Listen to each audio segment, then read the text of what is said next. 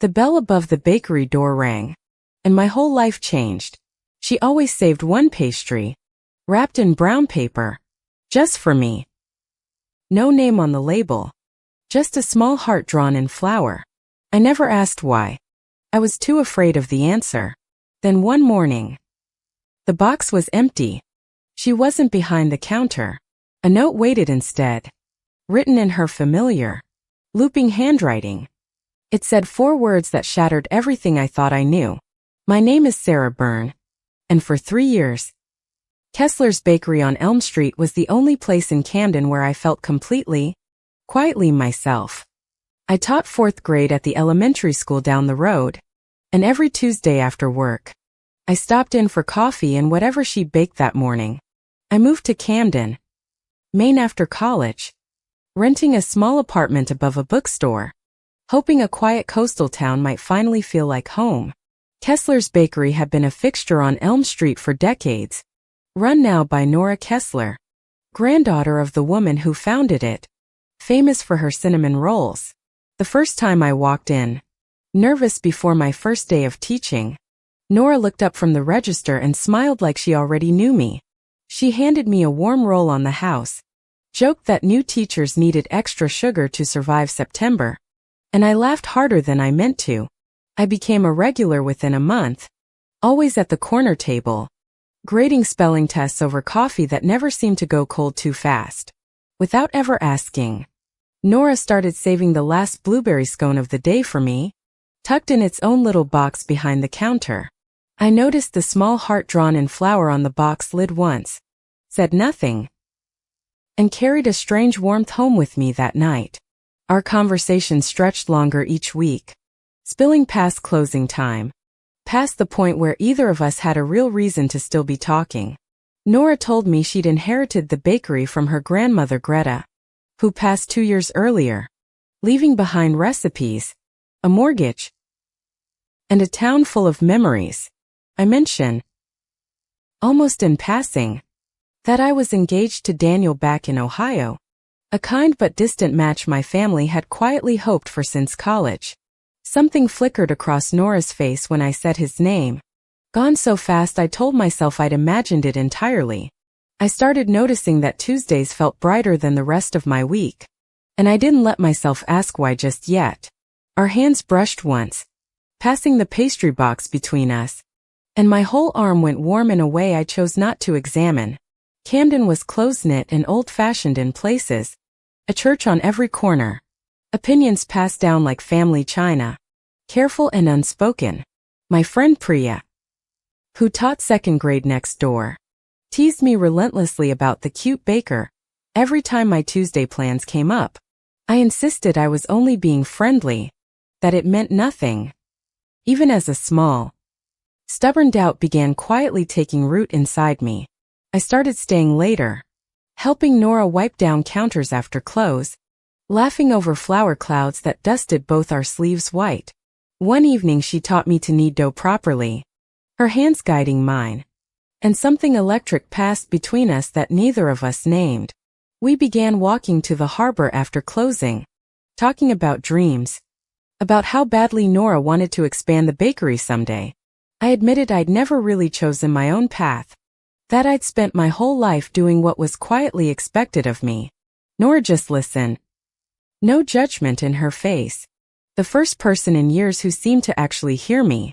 Daniel called that week, distracted and brief, and I hung up feeling relief instead of the longing I thought I should feel. I confided in Priya about the strange warmth I felt whenever I was near Nora, unsure what to call it yet. She asked bluntly if I was happy with Daniel, and for the first time, I had no easy answer ready. Nora showed me her grandmother Greta's old recipe book one night, pages soft and stained with decades of use. She explained that Greta had raised her after her own mother left, teaching her that baking was simply love made edible. Nora mentioned that Greta always saved the last pastry of the day for someone special, though she'd never said who. I asked who that someone had been. Nora shrugged, said it was a mystery even to her. A quiet family secret. We ended up in a flower fight one evening, laughing until our faces were inches apart, breath catching between us.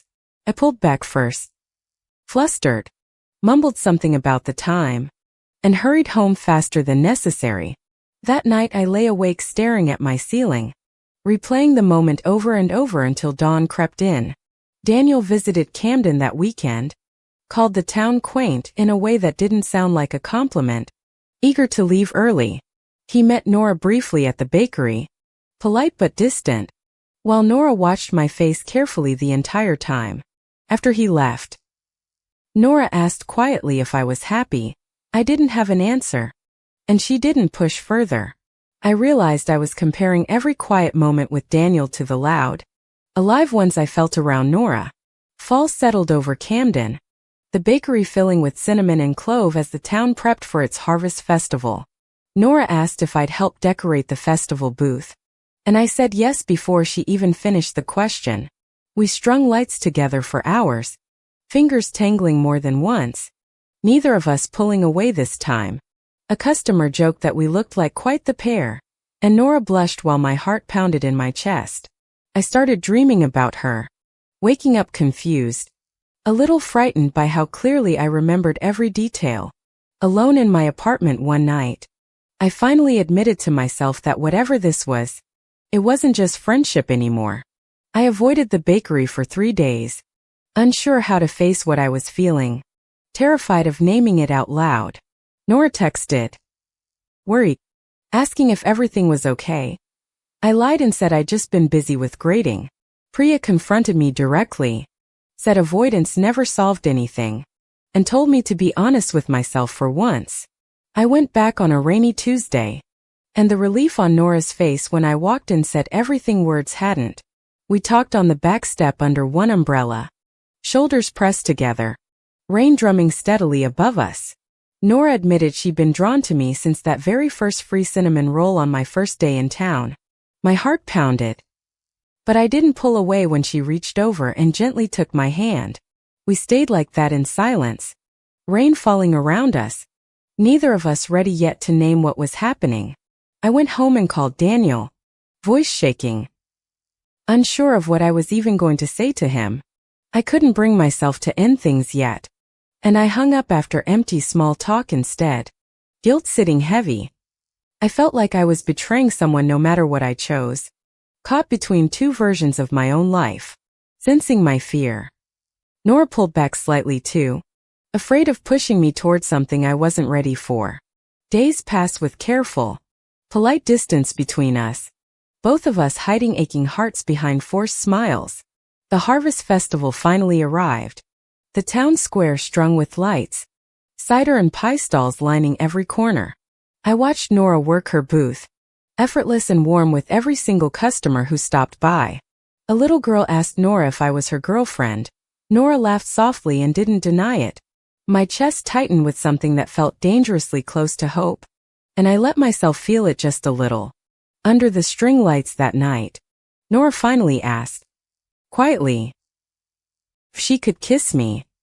I said yes before I could think myself out of it, before fear could catch up to me. The kiss was soft, brief, and terrifying in exactly how right it felt against everything I'd expected. We pulled apart, both breathless, and I understood there was no version of my life that went backward from here. I lay awake that night, equal parts joy and terror at what I just allowed myself to start.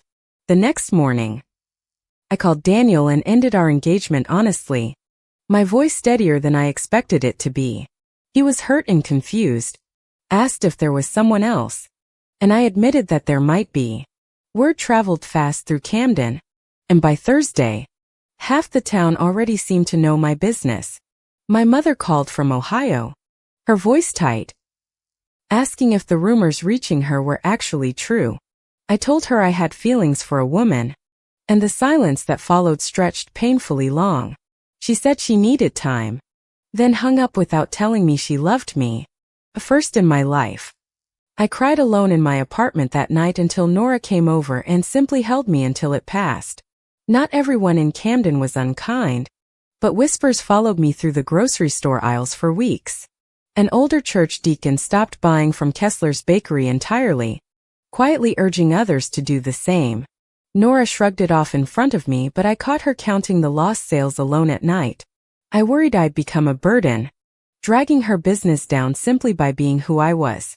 She insisted she had no regrets, said some customers were never worth keeping in the first place. So, the morning line outside the bakery grew noticeably thinner over the following weeks. One night I found Nora squinting hard at Greta's old recipe book, rubbing at her eyes. She brushed it off as tiredness, changing the subject before I could ask anything further. I noticed her bumping into the display case, missing shelves she'd known by heart for years. I gently asked if something was wrong, and she finally admitted she'd been to see a doctor. Nora revealed she had early signs of a degenerative eye condition, slowly stealing her sight over time.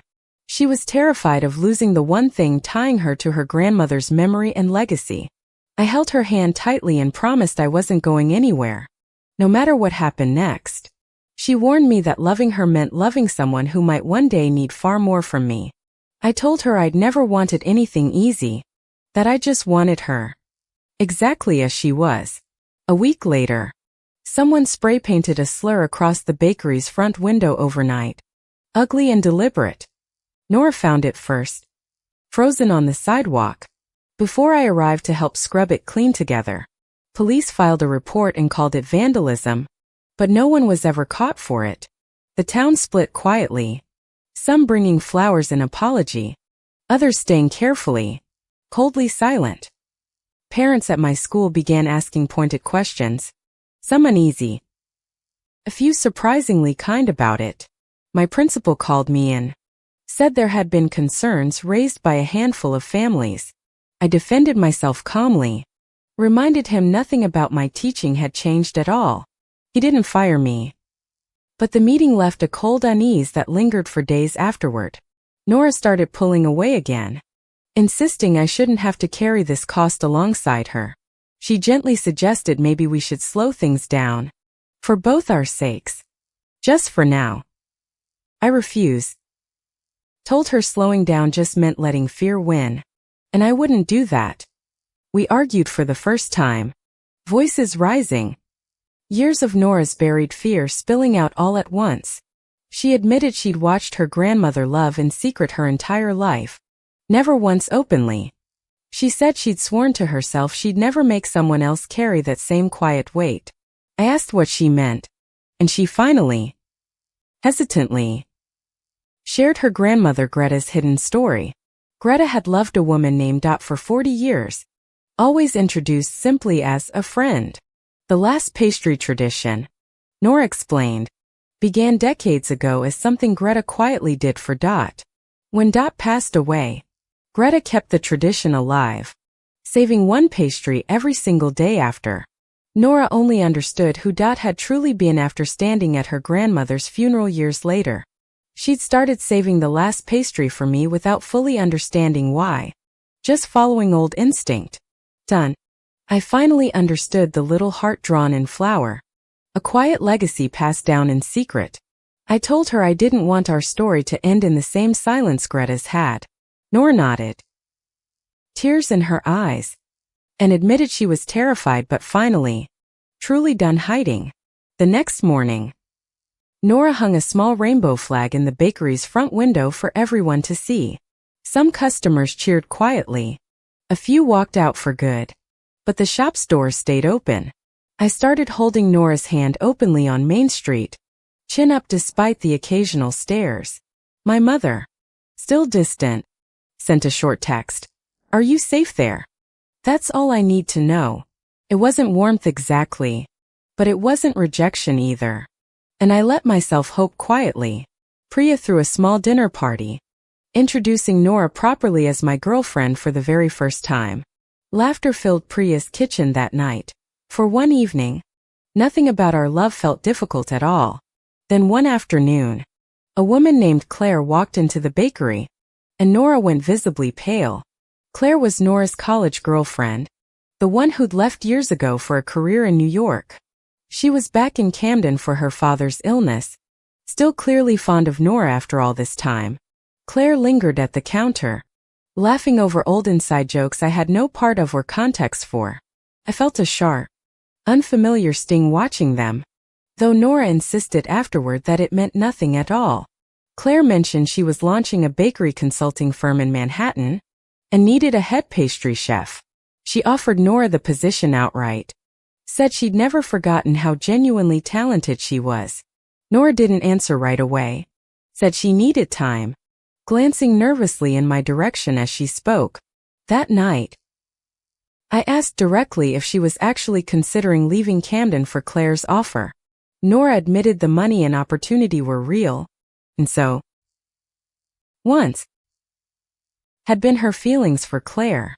The ground seemed to shift beneath me, old insecurities about being someone's safer choice rising fast. I asked if she regretted choosing me, choosing this small, complicated, difficult life we'd built together. She said no. But her hesitation lasted a beat too long for my comfort or my trust. We didn't fight, but something cooled between us. Careful politeness replacing our usual easy warmth. My mother, unexpectedly, called and said she was coming to visit for the weekend after all. Panic. Unsure if she was coming to reconcile with me or simply confirm her disapproval in person. Nora offered to stay away during the visit, not wanting to complicate an already fragile moment. I insisted she come anyway. I was done separating the people I loved into careful little categories. My mother arrived Saturday morning, stiff and formal, barely making eye contact with Nora at first. Over dinner, silence stretched until she finally asked Nora, almost stiffly, about the bakery's long history. Nora talked about her grandmother Greta, and something in my mother's expression softened, just slightly. It turned out my own grandmother had once known a Greta from a regional baking convention, years back. The small coincidence cracked the tension in the room, and real conversation slowly began between us all. Before leaving, my mother pulled me aside and admitted she was still learning to understand all of this. She said loving me meant trying, even when it felt uncomfortable, and she promised she'd keep trying. It wasn't everything I'd hoped for, but it was more than I'd expected, and for now, it was enough. Meanwhile, Claire's offer still hung unanswered between us, a quiet tension neither of us wanted to address directly. Nora started staying later at the bakery, testing new recipes, seemingly gathering courage for something unspoken. I caught her once staring at Greta's framed photo behind the register, quietly crying to herself. I asked what was wrong. She admitted she was afraid of disappointing everyone who'd come before her. I reminded her that Greta had chosen quiet love her whole life, and had regretted the silence deeply. I told her the real disappointment would be choosing safety over what actually mattered to her heart. Her eyesight worsened slightly that week. A specialist confirmed the condition was progressing faster than they'd hoped. The news terrified her, made New York's polished, well-funded opportunity briefly feel like the safer, easier choice. Hurt but honest.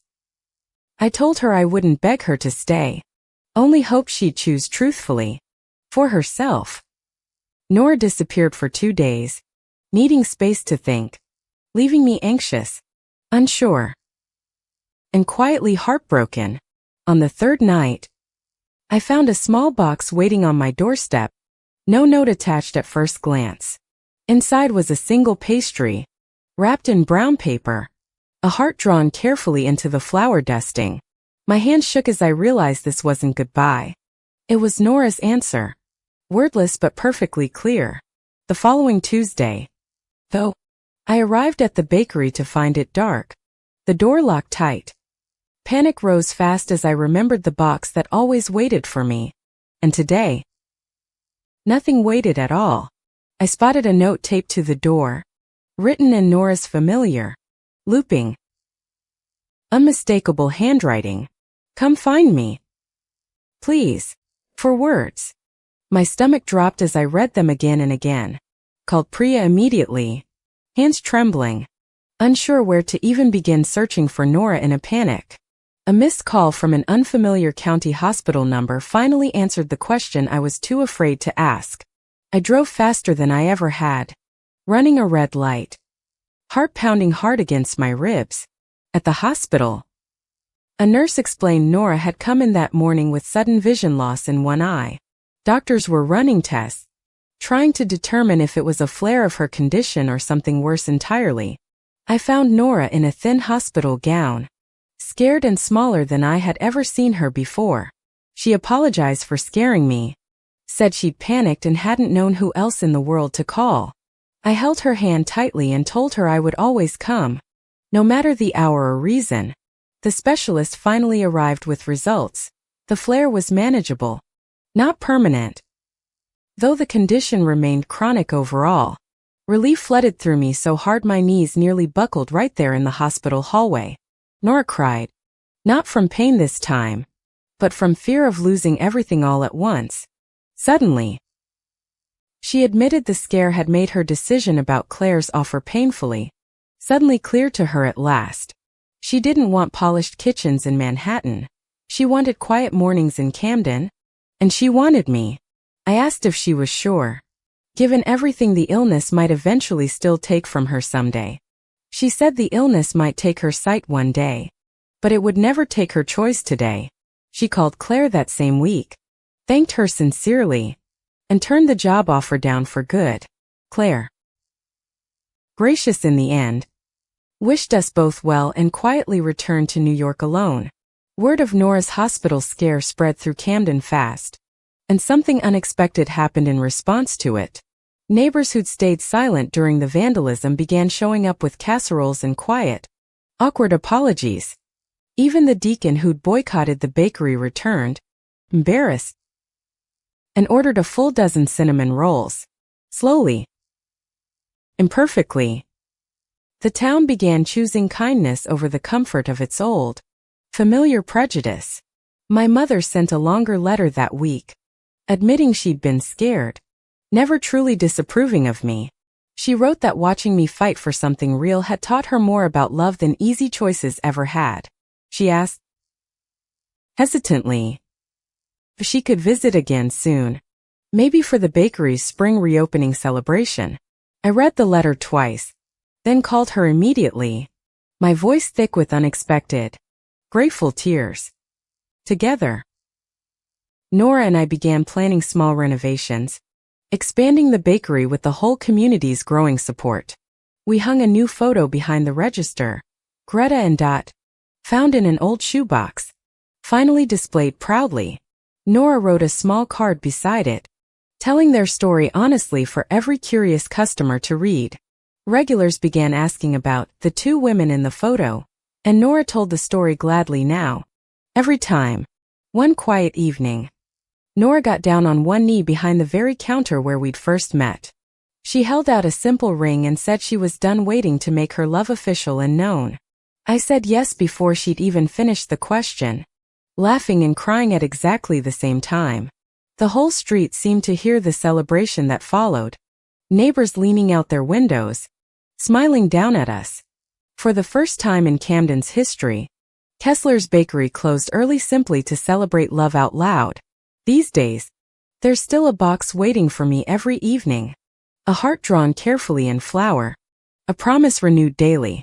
I finally understand what my grandmother Greta always knew. The last piece saved was never really about bread. It was always about who you choose to come home to. Andy.